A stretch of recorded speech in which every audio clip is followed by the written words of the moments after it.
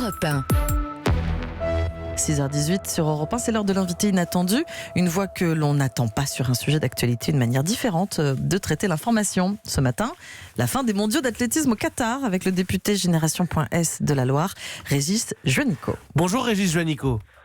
Et bonjour Mathieu Béliard. Des mondiaux d'athlétisme baroque, comme j'ai pu le lire dans le journal du dimanche, expression appropriée, la chaleur étouffante de Doha qui met les athlètes en danger, le manque de public aussi, peu d'enthousiasme et des absurdités. On en a parlé beaucoup, les stades climatisés mais ouverts, les horaires de compétition en nocturne, parce qu'à minuit, il fait que 30 degrés.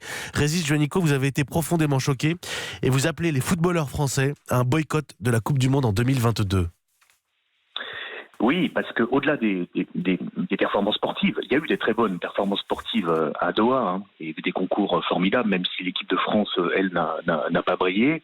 La question, c'est aujourd'hui, est-ce qu'on peut accepter au XXIe siècle qu'un grand événement sportif international comme les mondiaux d'athlétisme puisse se dérouler au mépris du respect de toutes les règles élémentaires, notamment des droits de l'homme et aussi du respect de l'environnement.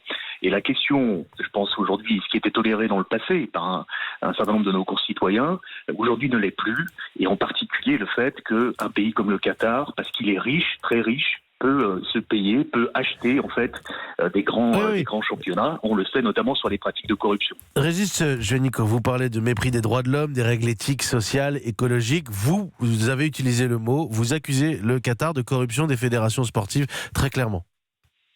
Oui, alors sur les mondiaux d'athlétisme et aussi sur l'attribution de la Coupe du Monde de football, vous savez qu'il y a 4 aujourd'hui enquêtes judiciaires qui ont été ouvertes par le parquet national financier, par le parquet français, et même des jugements qui vont intervenir dès le mois de janvier 2020, et notamment pour l'ancien dirigeant de la Fédération internationale d'athlétisme, Lamine Diack, qui effectivement est soupçonné de corruption et de trafic d'influence.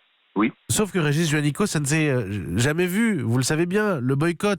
Je peux penser par exemple à la Coupe du Monde en Argentine où on avait demandé aux footballeurs de ne pas s'y rendre. Ça ne se fait pas, les footballeurs ne peuvent pas et d'ailleurs ils prennent un risque énorme s'ils politisent leur déplacement. D'accord. Et la question, c'est comment on lance le débat aujourd'hui sur les modalités d'attribution des grands événements sportifs internationaux.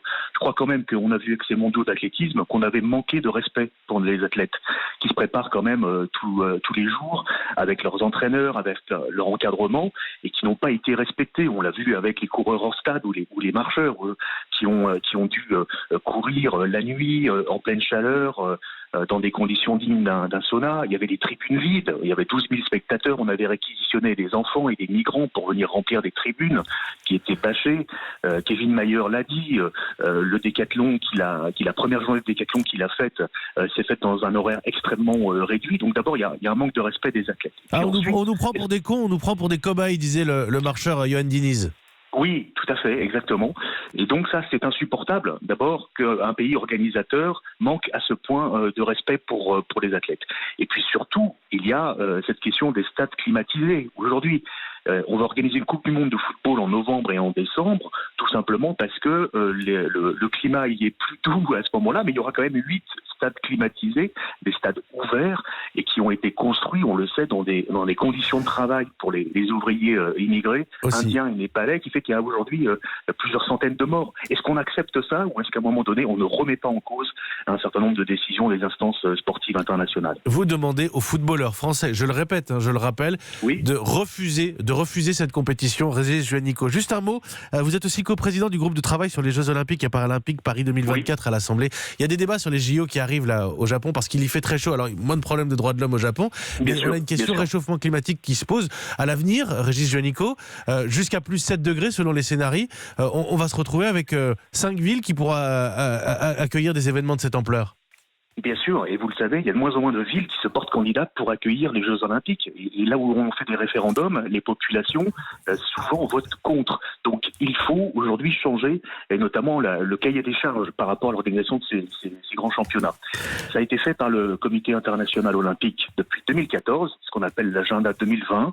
Et aujourd'hui, c'est ce qui va se passer pour les Jeux Olympiques et Paralympiques de Paris 2024. On demande que les Jeux soient sobres financièrement, mais aussi soutenable sur le plan de l'environnement, mais aussi sur le plan social, et qu'il soit éthique et transparent. Il va y avoir une charte sociale, par exemple, pour les Jeux de Paris 2024. Et aujourd'hui, les gens ne supportent plus qu'il y ait des gabegies financières. Le Qatar, c'est vraiment révélateur, je dirais, d'une gabegie financière et environnementale, une hérésie finalement sportive et écologique que les gens ne supportent plus. Donc on veut lancer ce débat-là et on va lancer une pétition d'ailleurs cette semaine. On va le suivre, Régis Juanico. Merci beaucoup et merci particulièrement. Et on a gagné hier, les Verts ont gagné hier. Voilà, je voulais vous remercier de vous être levé tôt le matin en direct sur Europe 1 parce que je sais que vous étiez à Geoffroy Guichard pour le derby hier soir, Saint-Etienne-Lyon. Les Stéphanois ont gagné. Vous êtes supporter de l'AS Saint-Etienne. Et accessoirement, je l'ai découvert en préparant cette interview, vous détenez le record de Saône-et-Loire du marteau en catégorie minime depuis 1987. Régis Juanico était notre invité inattendu ce matin sur Europe 1, 6h23.